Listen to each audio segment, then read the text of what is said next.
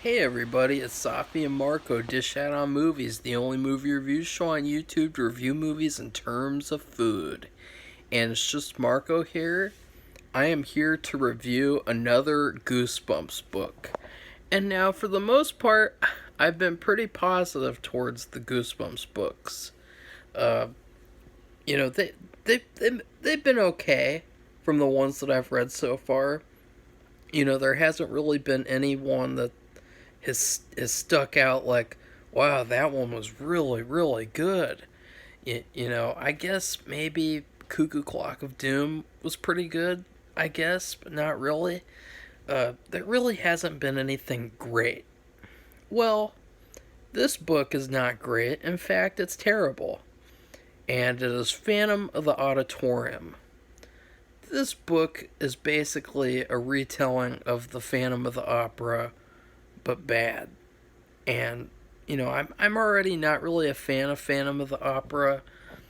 Pretty much the only version that I like is the Claude Rains version because it has the best story.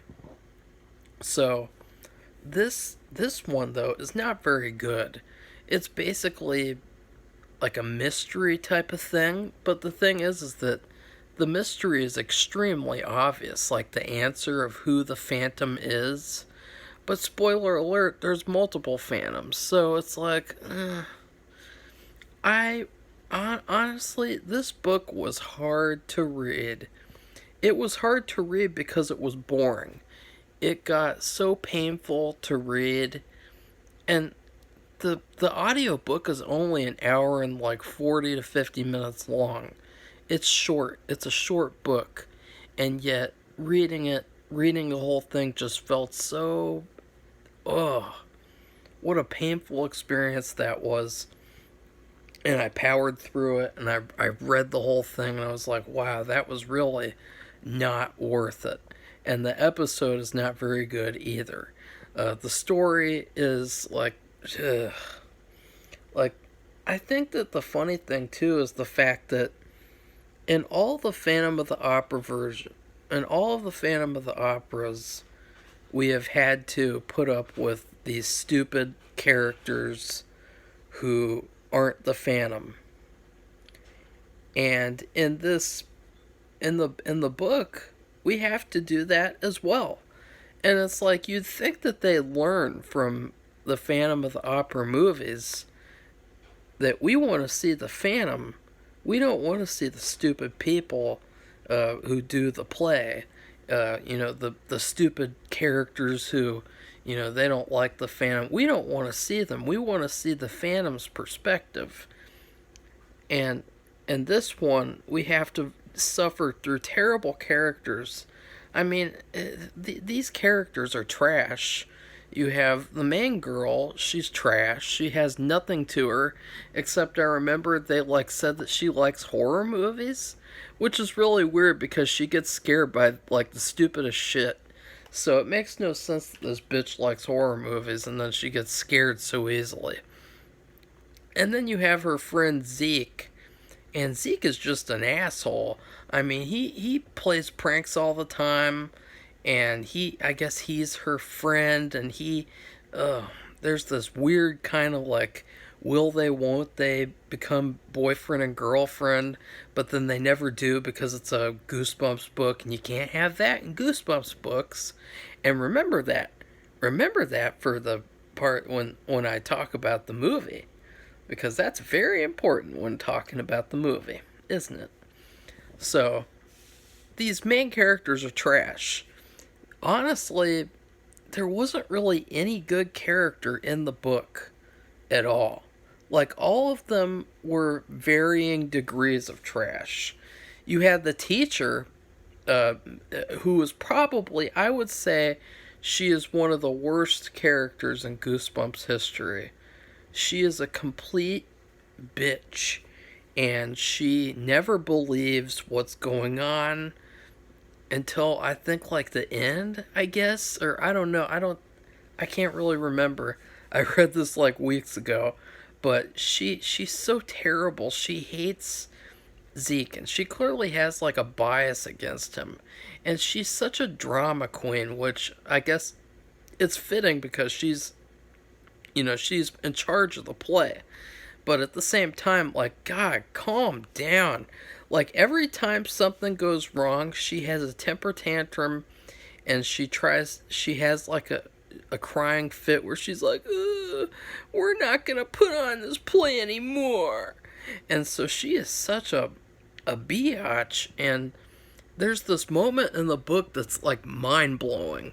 And they left this one out of the episode, which I understand because it's such an embarrassing moment for this character, and in general the whole book. Like, that's like the one moment I remember, like, wow, that's stupid.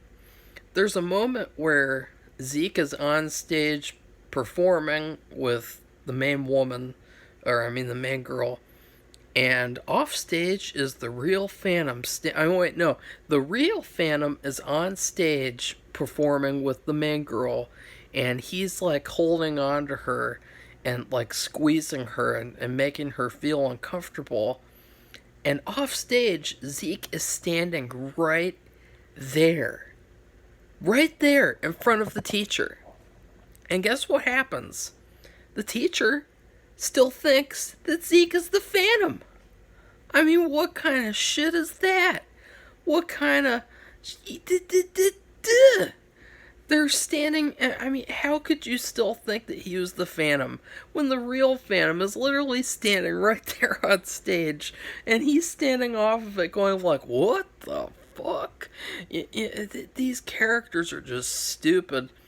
And the whole book has this sort of like mystery theme to it. But as I said, the mystery is very obvious. There's not really any mystery to what's going on at all. The mystery is really like, okay, when's this book going to end? Because the story was trash, and they really... everything that happened in the episode happened in like such a faster way that when you watch this and see like it's just stretched out, it really doesn't feel right. There's even more moments that they add that are really trash. Like, there's a part where they break into the school to see who the Phantom is, and the teacher breaks in on them too. Or, I mean, she walks in on them, and they have to basically convince her not to call the police or something. Like, it's a really... I mean, her character really brings a negative vibe too.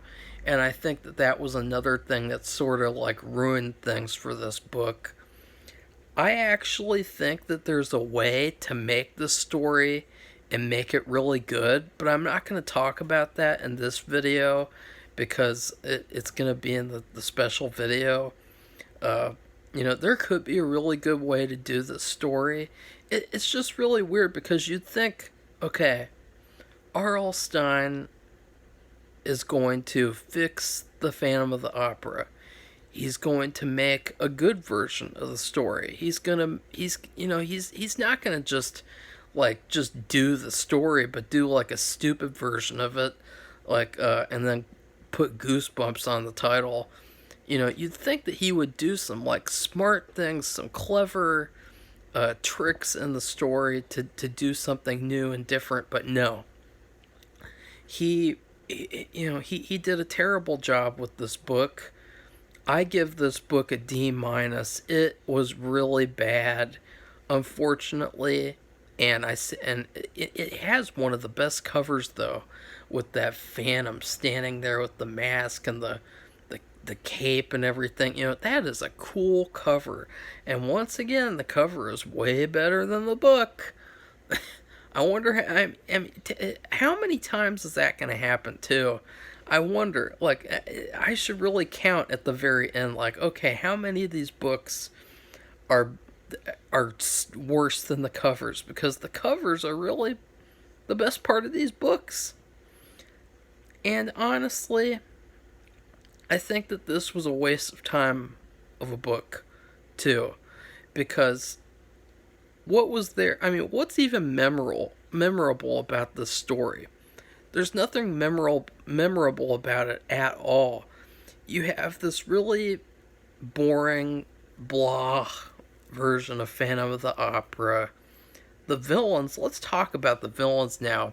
Spoiler alert. The villains are, there's like a homeless guy and he lives underneath the stage.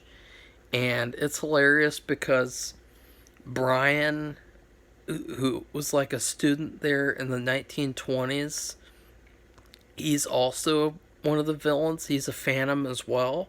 He's the true phantom.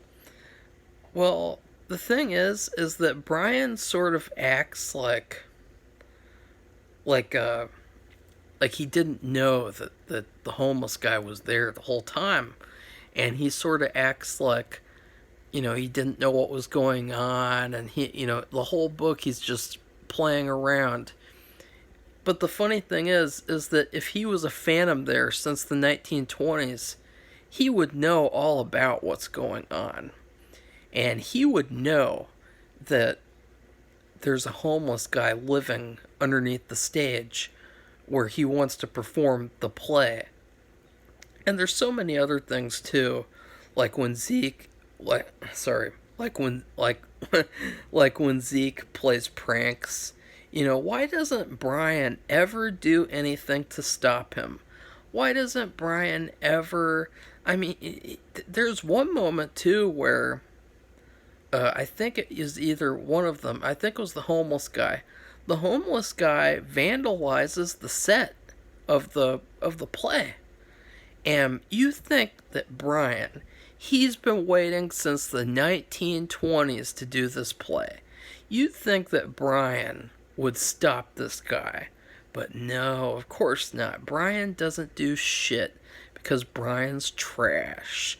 And, and so you have this whole book of like this play. You have this bitch teacher, Miss Walker, and Miss Ellie Walker, I think they said. She constantly threatens to shut down the play. She's not going to do the play. She's not going to do the play. And you have Brian. He wants to do it. And all these things go wrong, and Brian just sits there and lets them happen. I mean, it's just stupid. I mean, that completely doesn't make sense if you think about that. You have a ghost who can move anywhere, he can go anywhere, he can do anything he wants. He is ultra powerful. He was so cool that he was so smart that he figured out a way to trick this school into thinking that he was a new student, and he enrolled himself into school. He lives this life in the school. He is a really intelligent villain. And you'd think that this super intelligent villain would know that these people are going to do things to fuck up his play, and you'd think that he would do something about it, but he does jack shit. And so what a trash character. Wow, they really ruined that. And so you can kind of see where I would go with this and what my idea would be from just what I've talked about there. I'll definitely talk about it more in the video I make at the very end. But I'll just say this. As I said before, we need to stop retelling the same stories over and over and over again.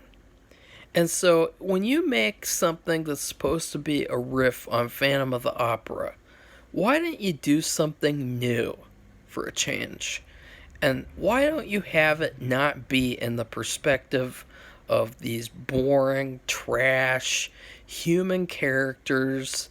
You got that main girl, I can't even remember her name. She's got blonde hair and she likes horror movies. And she's got a friend named Zeke. Zeke is retarded.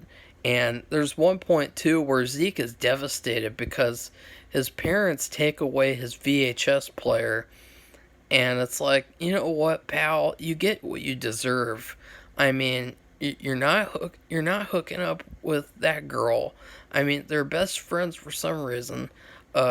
He's trash. He's a trash character. These characters never get any sort of arc, too. Let's talk about that. the main girl's arc is basically at the end she understands what happened. That's her arc, because she finds a yearbook, and the yearbook has his picture in it. In the episode, I think they made it out to where Brian actually purposefully left the book there, but I think in the book she just discovers it by accident, and that's basically her arc as a character, is that she was wondering the whole book, oh, what was going on, who's the Phantom, and then at the end she finds out. Like, that's her arc. So that's trash too. And I know you're thinking, like, Marco, it's a kid's book, it's a kid's book, it's a kid's book.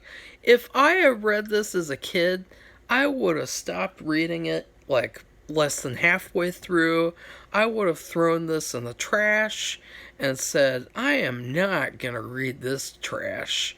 This Phantom of the Auditorium mediocre garbage book. This book, and it's unfortunate because I was really excited about this one. This is one of those ones that I was looking forward to read finally, and it was such a disappointment. And so again, I give it a D- for disappointment. And so please like this video and comment. Tell me what you thought of this one, because I know some people liked it, and whenever I hear people and they say that they liked one of these books like a lot, and they whenever they say that, it's like it's always a disappointment for the most part. I've found, like, Cuckoo Clock of Doom, Welcome to Camp Nightmare. These are supposed to be iconic level books, and then you read them and you're like, what? It's kind of like one of those trends that you never understood, and then like years later you looked at it and were like, ugh, why were people ever into that? And so yeah, and then also subscribe to our channel for more Goosebumps book reviews, because I will be reviewing all of them probably eventually. I've been reading like a book a week. For a while, I was reading like a one a day, and I'd like to get back to doing that, but with this channel and everything, there's not really that as much time to do that. So anyways, goodbye everybody, see you soon.